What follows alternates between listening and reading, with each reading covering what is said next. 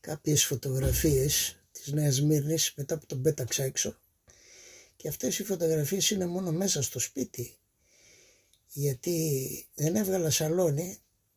Το σαλόνι δεν είχε τίποτα, είχε κλέψει το καναπέ το μεγάλο του Γκορέ, το καφετένια με τα τραπέζια, 2 πολυθρόνες, και κλέψει τα ταπέτα, έκλεψε 2 μεγάλα ηχεία Avid, ηχεία φοβερά και πανάκριβα δικά μου, έκλεψε μια ραφιέρα με κρίσταλα, έκλεψε ταπέτα, διέλυσε το σπίτι όλο και πετούσε πίσω από το γραφείο. Βλέπεις τώρα πίσω από το γραφείο πράγματα πάνω στα κρεβάτια, ό,τι λάχει, ό,τι βρώμα την έβρισκε την πέταγε πάνω στα κρεβάτια, και πίσω στην κουζίνα, πίσω από αυτό της κουζίνας, τα ράφια της κουζίνας, σε κερδέλια, η τείχη βρώμικη, τα κρεβάτια, πίσω από τα κρεβάτια μια βρώμα τρομακτική, την καθαρίζαμε.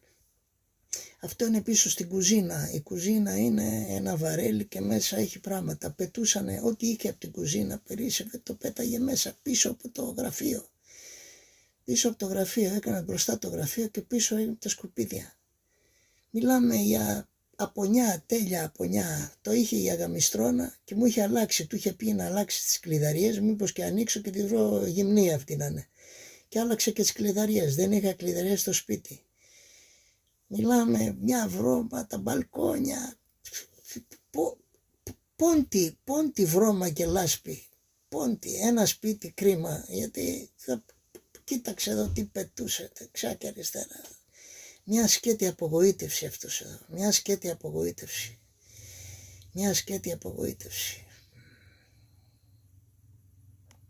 Παράλληλα στο γραφείο μου, εκεί που πέταξε ένα κρεβάτι εκεί, έκλεψε το γραφείο το μεγάλο, το σάτο, με τη μεγάλη την καρέγκλα, την πανάκριβη, τις 2 πολυθρόνες που είχε απέναντι, το γραφείο, το καφετί. Το έκλεψε, το σήκωσε. Μιλάμε για κλέφτη. Αυτός είναι κλέφτης. Είχε ταπέτα, δεν υπήρχε τίποτα μες στο σπίτι. Μιλάμε για μια κατάσταση, δεν μπορείς να φανταστείς. Μπήκα μέσα και λέω, καλά, αυτό το σπίτι έμεινε μετά που τα έδωσα σε αυτό, κοίταξε έκανα.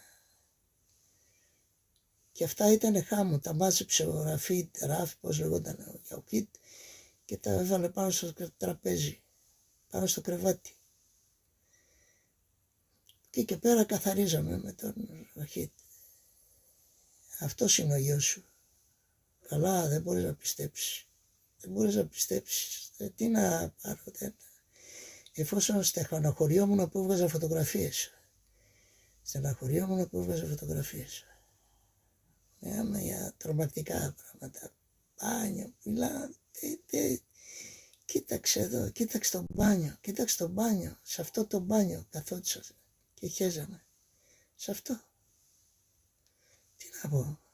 Αυτή είναι υποτίθεται νοικοκυρά. Είναι νοικοκυρά.